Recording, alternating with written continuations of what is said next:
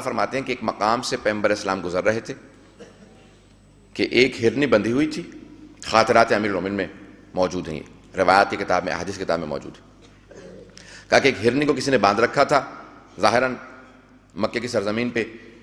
کہا جب ہرنی کو بندھا دیکھا پیغمبر اسلام نے تو کہا پیغمبر گزر رہے تھے فصیح و بلیغ عربی زبان میں، اس نے کہا السلام علیک یا رسول اللہ. پیغمبر اسلام کی وجہ سے اس ہرنی کو زبان اللہ نے عطا کی. جیسے اس نے سلام کیا سارے صحابہ رک گئے، کہا یا رسول اللہ ہرنی عربی زبان میں کلام کر رہی ہے. پیغمبر نے کہا یہ ہرنی نہیں کلام کر رہی، یہ مجھ سے مخاطب ہے، یہ میری فضیلت ہے کہ اللہ نے اس کو زبان عطا کی ہے.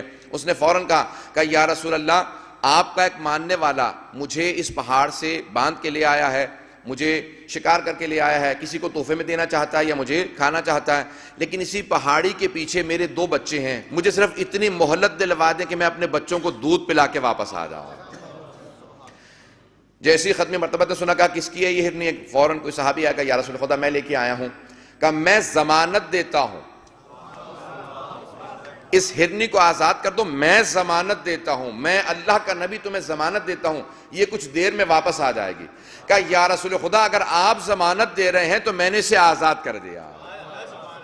رسی کھولی، کہا کہ جا تو آزاد ہے. اب پیغمبر اسلام نے کہا تو نے میری محبت کی خاطر اسے آزاد کیا، جا میں نے تجھے جہنم سے آزاد کروایا.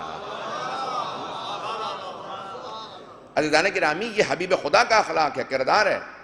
آپ فرماتے ہیں کبھی بھی کسی کو نیکی سے باز مت رکھو، کسی کو روکو مت. اگر کوئی نیکی میں حصہ لینا چاہتا ہے، توجہ ہے اس جملے پہ عزیزان گرامی، آپ کوئی نیک کام کر رہے ہیں، مثال کے طور پر مجلس کا اہتمام کر رہے ہیں، تبرک کا اہتمام کر رہے ہیں، اگر کوئی اس میں حصہ لینا چاہتا ہے تو نیکی سے مت روکو. آپ کوئی نیک کام کر رہے ہیں، کوئی نیکی میں شریک ہونا چاہتا ہے، پیغمبر فرماتے ہیں کہ اللہ کے ہاں ثواب کی کمی نہیں ہے، وہ اسے بھی ثواب دے گا، تمہیں بھی ثواب دے گا.